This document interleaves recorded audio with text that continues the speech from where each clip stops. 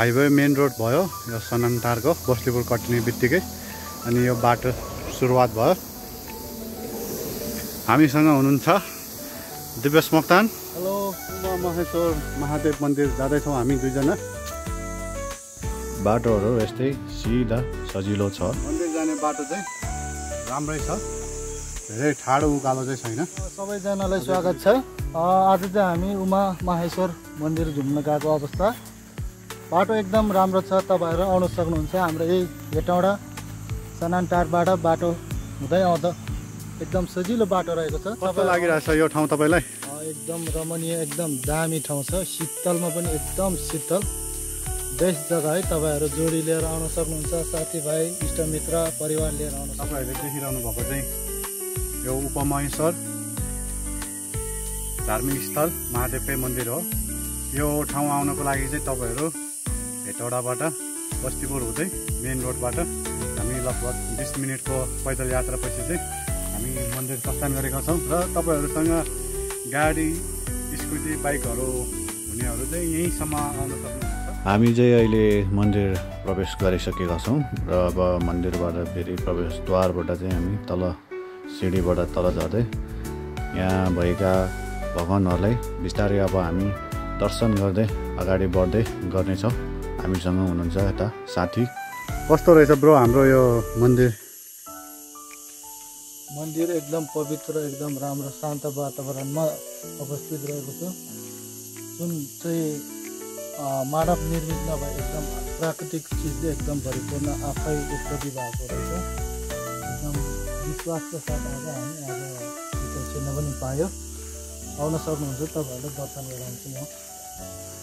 अनि यहाँ चाहिँ तपाईँ कतिचोटि आउनुभयो?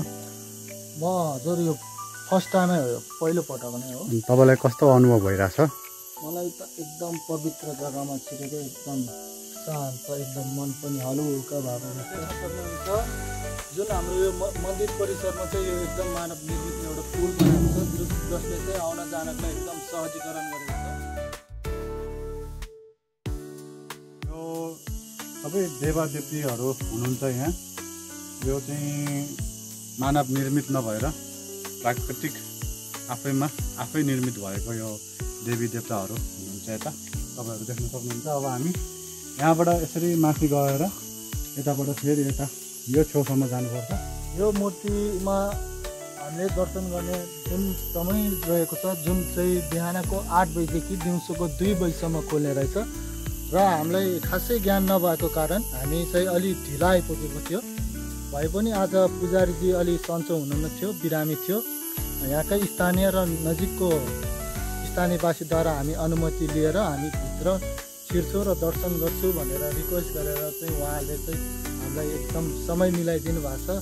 त्यसको लागि हामी उहाँहरूलाई धेरै धेरै नमन र नमस्कार गर्न चाहन्छु। यहाँहरूले देख्न सक्नुहुन्छ यो एकदम अचम्म प्रकारको यो आफै मानव निर्मित नभएर यो प्राकृतिक रूपले निर्मित यो ढुङ्गा रहेको छ। जुन ढुङ्गाभित्र छिरेको मान्छे छिरेर अड्किन्छ नि, जो त्यसलाई चाहिँ पापीको रूपमा सोचिने र भित्र छिर्न सक्ने मान्छेलाई चाहिँ एकदम पुण्य कमाउने खालको धार्मिक विश्वास राखेको यो ढुङ्गा आफैमा एक अचम्मको ढुङ्गा आकृति छ।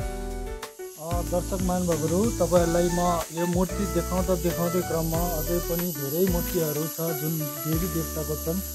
त्यो मूर्तिहरू देखाउनको लागि बाँकी आउँछ, तपाईँलाई म देखाउनको लागि म अघि बढिसकेको छु। र क्यामेराम्यानमा साथी हुनुहुन्छ मेरो, उहाँकै ब्लगमा म चाहिँ सामेल हुन पाएको छु, किनभने आज 2 जनाको मात्रै ब्लग छ है साथीहरू। एकदम शान्त शीतल जग्गामा, यस्तो पवित्र जग्गामा देवी देवता जुन हाम्रो हेटौँडाकै हाम्रै मकवानपुरको स्थान रहेको छ, जुन ठाउँको धेरै मान्छेले नसुने पनि यो ठाउँको यो दृश्यहरू चाहिँ एकदम भाइरल नै रहेछ। हामीलाई पनि थाहा थिएन, पछि हामी आफै आएर बुझ्दै गर्दाखेरि आइपुग्यो। हामी एकदम नजिकै रहेछ है, हेटौँडा बजारबाट नि तपाईँको है।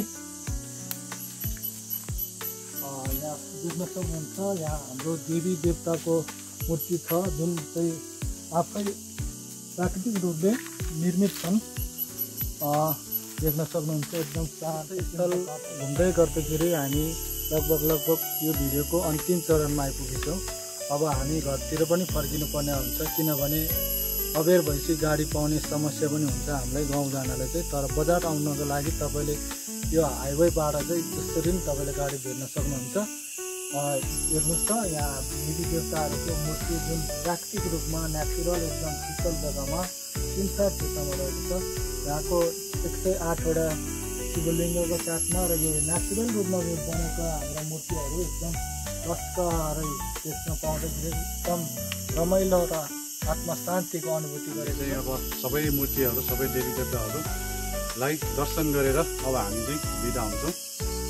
आजको तपाईँहरूलाई यो उमा महेश्वर महादेव धार्मिक स्थलको दृश्य यति नै।